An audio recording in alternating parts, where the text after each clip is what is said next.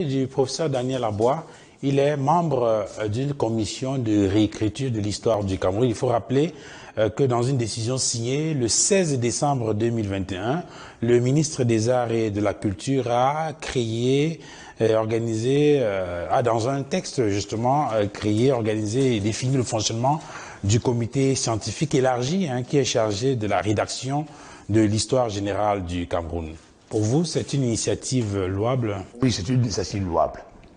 Maintenant, au-delà de l'initiative, est-ce que, de votre point de vue, le casting tel qu'il a été mené vous convient et est en mesure de répondre aux préoccupations? Je pense que c'est une initiative louable dans l'optique où je vous ai dit tout à l'heure qu'il y a l'adage qui dit que l'histoire sera toujours écrite par les chasseurs tant que les lions n'auront pas leurs historiens. Or, il me semble aujourd'hui que le Cameroun a ses propres historiens.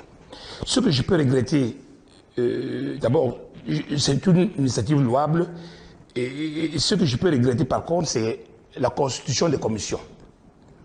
Dans cette constitution de commissions,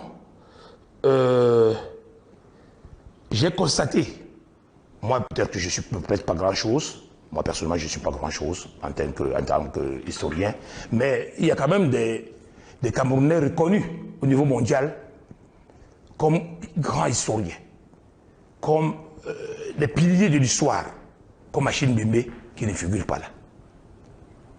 Dans toutes ces commissions, je n'ai pas vu le nom d'Achille Mbembe. Qu'on ait négligé des hommes comme nous, ce n'est pas très grave, mais je pense quand même qu'on ne peut pas faire une commission de l'écriture de l'histoire sans la présence du professeur Achille Mbembe. J'en viens encore. Par exemple, à la commission d'histoire et du droit et des institutions, on n'a qu'un seul historien de l'histoire du droit. C'est le professeur Alfred Ngando, n'est-ce pas, qui est agrégé des universités et qui vient d'être professeur titulaire CAMES. Je n'ai pas vu son nom là. Il y a le professeur Emmanuel Tchoubchoua. Je n'ai pas vu cette commission-là. Ah, j'en viens à me demander, mais par quel mécanisme ces commissions ont été mises en place? Je me pose cette question. Il me semble que lorsqu'on met les commissions en place, on doit tenir compte de la position scientifique des uns et des autres. C'est la position scientifique qui, n'est-ce pas, qui est le baromètre de la puissance d'un scientifique dans le monde universitaire.